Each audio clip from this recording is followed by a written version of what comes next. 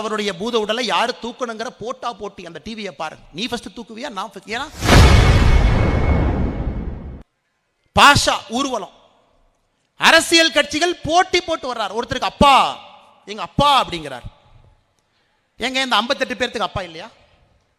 அந்த 250 பேர் இறந்தாங்களே, அவங்களுக்கு அப்பா இல்லையா? புல்வாமாவில் பாதுகாப்பு படை முழுவதுமாக வேனிஷ்ட், அவர்களுக்கு அப்பா இல்லையா? பாஷாக்கு மட்டும்தான் அப்பா இருக்கிறாங்க, வேற யாருக்கு அப்பா இல்லை. இவங்க அப்பாலாம் கண்ணுக்கு தெரியலையா?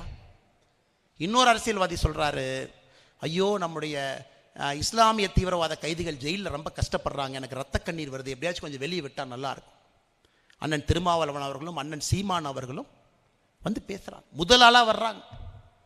பாஷா அவருடைய பூத உடலை யாரு தூக்கணுங்கிற போட்டா போட்டி. அந்த டிவியை பாருங்க. நீ ஃபர்ஸ்ட் தூக்குவியா, நான் ஏன்னா ஓட்டு பிச்சை எடுக்க வேண்டும் என்பதற்காக களத்துக்கு வந்திருக்கக்கூடிய அரசியல்வாதிகளை புறம் தள்ள வேண்டிய நேரம் நமக்கு வந்து விட்டது. அன்பு சொந்தங்களே, நேரம் வந்துருச்சு.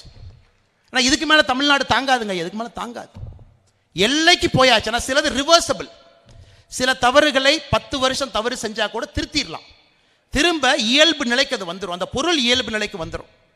ஆனா இன்னைக்கு தமிழகத்தில் நடக்கக்கூடிய தவறுகள் இர்ரிவர்சபிள் நோக்கி போயிருச்சுங்க ஐயா, திருத்த முடியாத நிகழ்வுகள். அந்த பொருளை திருப்பி கொண்டு வர்றதுக்கு 10 ஆண்டுகள் ஆகும். அப்படிப்பட்ட ஒரு நிகழ்வை தமிழகத்தில் தினமும் சாதாரணமாக திராவிட முன்னேற்ற கழகத்தினுடைய முதலமைச்சர் தலைவர்கள் தினமும் செஞ்சிட்டு இருக்கிறாங்க.